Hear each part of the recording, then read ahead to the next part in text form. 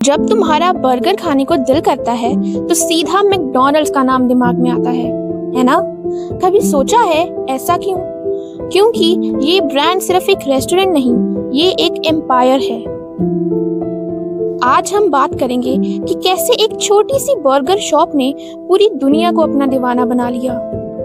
तो ये बात है 1940 की। कैलिफोर्निया में दो भाई जिनका नाम रिचर्ड और मॉरिस मैकडॉनल्ड था, उन्होंने एक छोटा सा रेस्टोरेंट खोला और उसका नाम रखा मैकडॉनल्ड्स बारबेक्यू। उनके मेन्यू में बहुत कुछ था, अप्रॉक्सीमेटली 25 आइटम्स। उनका बिजनेस ठीक ठाक चल रहा था, लेकिन दोनों भाइयों को कुछ अलग करना था। तो इसीलिए 1948 में उन्होंने सोचा कि हम पूरा मेन्यू हटा देते हैं और सिर्फ मेन आइटम्स रखते हैं और फूड सर्व करने की स्पीड पर और फूड की क्वालिटी पर फोकस करते हैं। और इस कॉन्सेप्ट को उन्होंने नाम दिया स्पीडी सर्विस सिस्टम। अब तुम बोलोगे स्पीडी सर्विस सिस्टम, ये क्या होता है? स्पीडी सर्विस सिस्टम एक रेवोल्यूशनरी फास्ट फूड सिस्टम था जो मैकडॉनल्ड्स के फाउंडर रिचर्ड मैकडॉनल्ड और मॉरिस मैकडॉनल्ड ने 1948 में स्टार्ट किया था। इसमें था limited menu.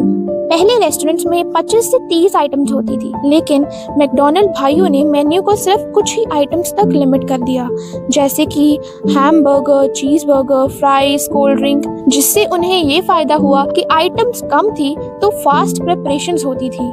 Speedy service system का अगला फायदा असेंबली लाइन सिस्टम। जैसे कार फैक्ट्री में काम डिवाइडेड होता है, वैसे ही यहाँ भी काम डिवाइडेड था।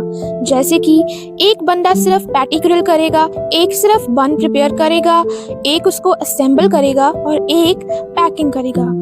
हर वर्कर एक ही काम रिपीट करता था, स्पीड और कंसिस्टेंसी के साथ। Third point, self service concept. उन्होंने अपने रेस्टोरेंट से वेटर सिस्टम में हटा दिया। उन्होंने कहा कस्टमर खुद काउंटर पर ऑर्डर देगा और पिकअप भी खुद ही करेगा, जिससे टाइम और लेबर कॉस्ट दोनों बचेगी।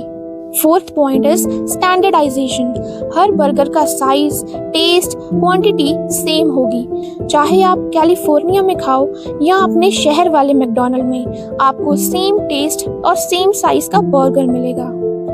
स्पीडी सर्विस सिस्टम की वजह से बर्गर्स 30 से 60 सेकंड्स में रेडी होने लगे, जिससे कॉस्ट कम और प्रॉफिट ज्यादा हो गया। इस मॉडल ने सिर्फ मैकडॉनल्ड को नहीं बल्कि पूरी फास्ट फूड इंडस्ट्री का सिस्टम ही चेंज कर दिया। अब आता है हमारी कहानी में एक नया किरदार, रे क्रॉक्स। रे क्रॉक्स उस वक्त multi mixer milk shake machines बेचते थे। नॉर्मली एक रेस्टोरेंट एक मशीन खरीदता था और कभी कभी दो, लेकिन जब उन्होंने देखा कि एक ही छोटा सा रेस्टोरेंट 8 मशीनें ऑर्डर कर रहा है तो उनको शौक लगा कि ये लोग कर क्या रहे हैं, एक रेस्टोरेंट को इतनी मशीन्स की क्या जरूरत। बिजनेसमैन होने के नाते उन्हें समझ आ गया अगर डिमांड इतनी ज्यादा है तो यहाँ कोई तो सिस्टम काम कर रहा है। और जब वो वहाँ गए तो उन्होंने देखा मैकडॉनल्ड्स का speedy service system, limited menu, assembly line kitchen, 30 to 60 seconds में आपका ऑर्डर रेडी और कस्टमर्स की लाइन। क्रॉक्स ने सोचा ये मॉडल स्केल हो सकता है, हर शहर में हर कॉर्नर पे एक मैकडॉनल्ड हो सकता है। क्रॉक्स ने बेसिकली दोनों भाइयों से ये पिच की, आपने परफेक्ट सिस्टम तो बना दिया, लेकिन आप इसे सिर्फ यहीं तक क्यों रख रहे हो? इस मॉडल को पूरे अमेरिका में फ्रेंचाइज करो, मैं इसे एक्सपैंड करने में आपकी हेल्प कर सकता हूँ। लेकिन मैकडॉनल्ड ब्रदर्स सेटिस्फाइड थे अपनी एक सक्सेसफुल रेस्टोरेंट से, लेकिन रे क्रॉक्स रिस्क लेना चाहते थे।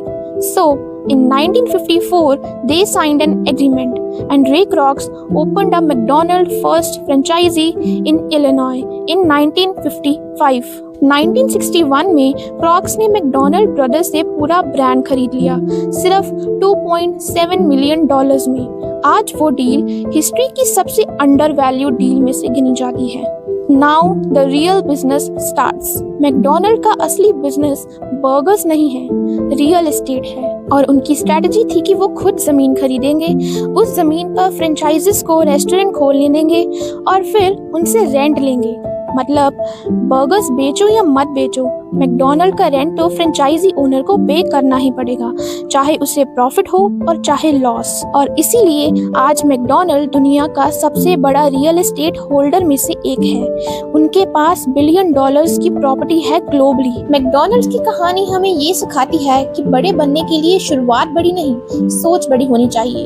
दो भाइयों ने सिर्फ बर्गर्स फास्ट बनाने का सिस्टम बनाया और बाद में विजन और स्केल ने उसे मैकडॉनल्ड जैसा ग्लोबल ब्रांड बना दिया। रिलेटेबल बात ये है कि हम सबके पास आइडियाज होते हैं, पर फर्क बस इतना होता है कि कौन उन पे एक्शन लेता है। छोटी शुरुआत से मत डरो, क्योंकि शायद वही छोटी शुरुआत तुम्हारी पहचान बन सकती है।